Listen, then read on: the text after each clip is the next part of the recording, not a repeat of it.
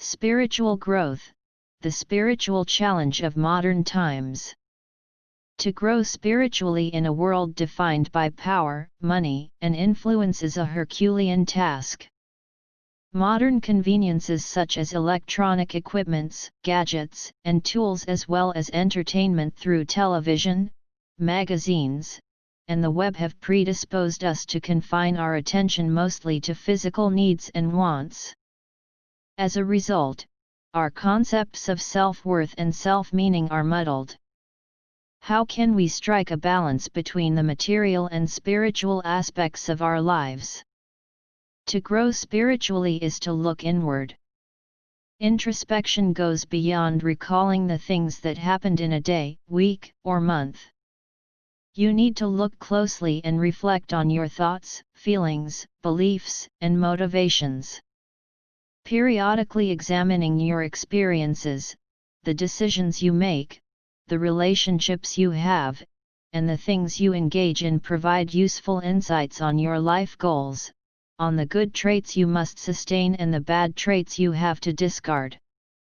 Moreover, it gives you clues on how to act, react, and conduct yourself in the midst of any situation.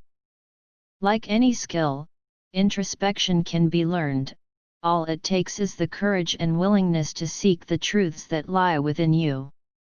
Here are some pointers when you introspect: be objective, be forgiving of yourself, and focus on your areas for improvement. To grow spiritually is to develop your potentials. Religion and science have differing views on matters of the human spirit. Religion views people as spiritual beings temporarily living on earth, while science views the spirit as just one dimension of an individual. Mastery of the self is a recurring theme in both Christian, Western, and Islamic, Eastern, teachings. The needs of the body are recognized but placed under the needs of the spirit. Beliefs, values, morality, rules, experiences, and good works provide the blueprint to ensure the growth of the spiritual being. In psychology, realizing one's full potential is to self-actualize. Maslow identified several human needs: physiological, security, belongingness, esteem, cognitive, aesthetic, self-actualization, and self-transcendence. James earlier categorized these needs into three: material, emotional, and spiritual. When you have satisfied the basic physiological and emotional needs, spiritual or existential needs come next.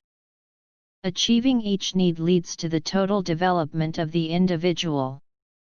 Perhaps the difference between these two religions and psychology is the end of self-development.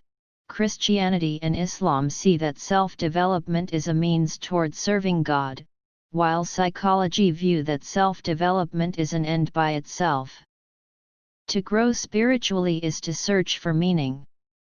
Religions that believe in the existence of God, such as Christianism, Judaism, and Islam, suppose that the purpose of the human life is to serve the Creator of all things. Several theories in psychology propose that we ultimately give meaning to our lives. Whether we believe that life's meaning is predetermined or self-directed, to grow in spirit is to realize that we do not merely exist.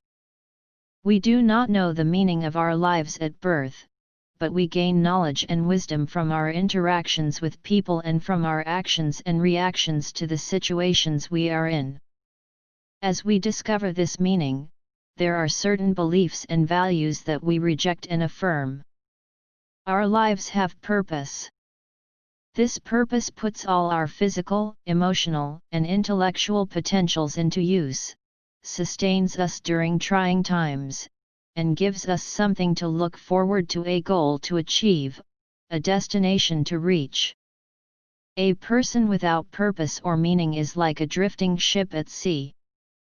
To grow spiritually is to recognize interconnections.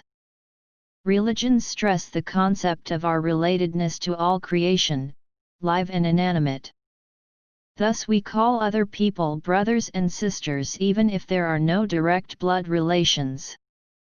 Moreover, deity-centered religions such as Christianity and Islam speak of the relationship between humans and a higher being.